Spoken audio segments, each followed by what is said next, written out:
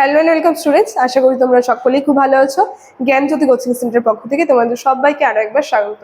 তো আমি মীরা ম্যাম, আমি আজ তোমরা যারা এসকেভিউ ইউনিভার্সিটির আন্ডার পড়ছো, তোমাদের থার্ড সেমিস্টার মেজর 3 যে বেঙ্গলি পেপার রয়েছে সেই সিলেবাস থেকে আর যেই টপিকটা নিয়ে আমি আলোচনা করব সেটা হচ্ছে সবুজপত্র পত্রিকা। দেখবে বিভিন্ন সাময়িক পত্রিকাগুলো কিন্তু তোমাদের সিলেবাসের মধ্যে রয়েছে।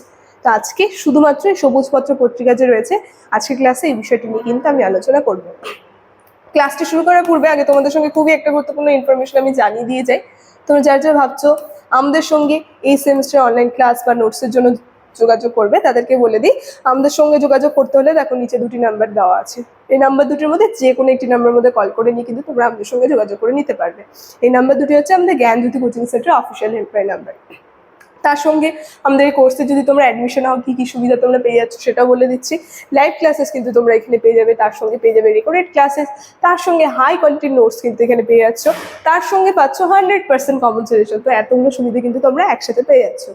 তার সঙ্গে আরেকটা সুখবর রয়েছে তোমাদের জন্য, সেটা হচ্ছে আমাদের একটা নিজস্ব অ্যাপ, তার সঙ্গে একটা নিজস্ব ওয়েবসাইট কিন্তু লঞ্চ করা হয়েছে।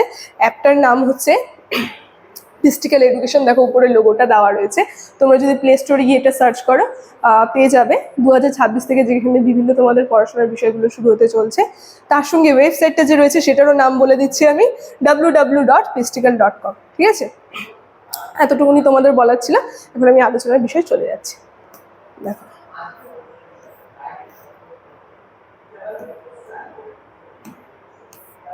প্রথমে বলেছি আজকের আমার আলোচনার বিষয় হচ্ছে সবুজপত্র পত্রিকা সম্পর্কে আলোচনা। কি বলছে, এই যে সবুজপত্র পত্রিকা যে রয়েছে, এই সবুজপত্র পত্রিকা ছিল বিংশ শতাব্দীর প্রথম ভাগে একটি উল্লেখযোগ্য বাংলা সাময়িকী পত্রিকা, যা আধুনিকতার বাহন হিসেবে পরিচিত।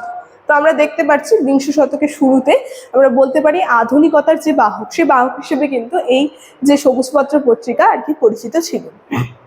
কি বলছে, প্রমোদ চৌধুরী 1914 সালে এটি প্রকাশ করেন রবীন্দ্রনাথ ঠাকুরের অনুপ্রেরণায় প্রতিষ্ঠিত এই পত্রিকাটি শুধুমাত্র সবুজ রঙের ব্যবহার করা হতো এবং প্রচ্ছেদে নন্দলাল বসুর আঁকা ছবি তালপাতার ছবি কিন্তু থাকতো। সবুজ তালপাতার যে ছবি সেটা কিন্তু থাকতো।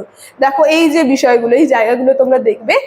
এই যে সবুজপত্র পত্রিকা, এই পত্রিকা কে প্রকাশিত করলো? প্রমোদ চৌধুরী। সালটা কত বললো? 1914 সাল।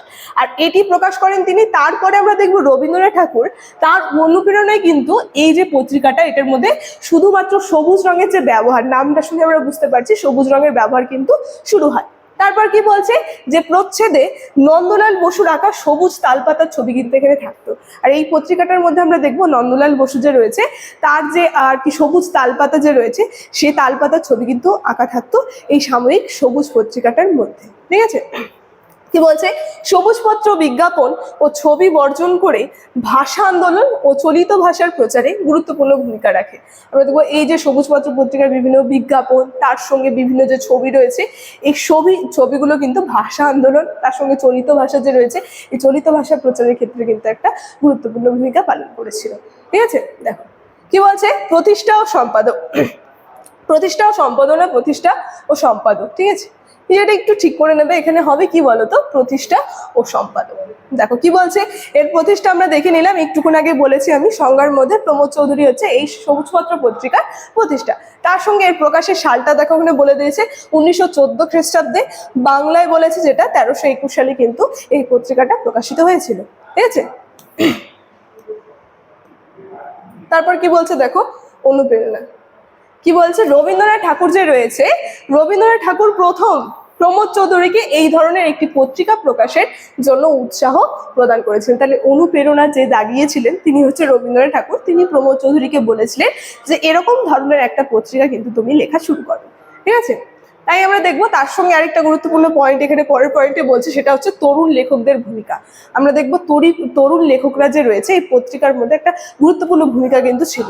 কি বলছে, যে রবীন্দ্রনাথের সমর্থন ছাড়াও অনেক তরুণ লেখক যেমন হারিত কৃষ্ণদেব, তার সঙ্গে সুরেশানন্দ ভট্টাচার্য কিরণ শঙ্কর রায় প্রমুখ এই পত্রিকাতে অংশগ্রহণ করতেন, যাদের একত্রে সবুজ পত্রী বা সবুজ গোষ্ঠী কিন্তু বলা হতো। এই যে সবুজ পত্র পত্রিকার মধ্যে একটা জায়গা, সেটা হচ্ছে সবুজ গোষ্ঠী যে রয়েছে, কয়েকটা তরুণ লেখকদের মিলে কিন্তু একত্রে তাদেরকে একসঙ্গে কি বলা হতো, সবুজ গোষ্ঠী কিন্তু বলা হতো।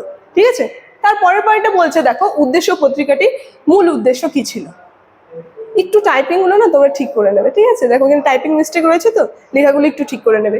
এই যে পত্রিকাটি যে রয়েছে, পত্রিকাটির মূল উদ্দেশ্য কি ছিল, কি বলছে, বাংলা সাহিত্যে নতুন ধারার সঞ্চার, পাশ্চাত্য সাহিত্য চর্চার প্রভাবকে কাজে লাগিয়ে আধুনিক দৃষ্টিভঙ্গির প্রচার এবং রবীন্দ্রর প্রভাব থেকে সাহিত্যে একটি স্বতন্ত্র ধারা সৃষ্টি করা। তাহলে আমরা বুঝতে পারছি সেই আধুনিক সাহিত্য চর্চার তার প্রভাব বৃদ্ধি করা, তার সঙ্গে যে রবীন্দ্রনাথ ঠাকুর ছিল, এই রবীন্দ্র যে তৎকালীন যে সময় ছিল, সেই রবীন্দ্র প্রভাব থেকে একটা নতুন স্বতন্ত্র ধারা কিন্তু সৃষ্টি, মানে একটা নতুন ধারা কিন্তু সাহিত্যে সৃষ্টি হয়েছিল। সেই ক্ষেত্রে কিন্তু এই সবুজ পত্র পত্রিকা একটা গুরুত্বপূর্ণ ভূমিকা পালন করেছিল।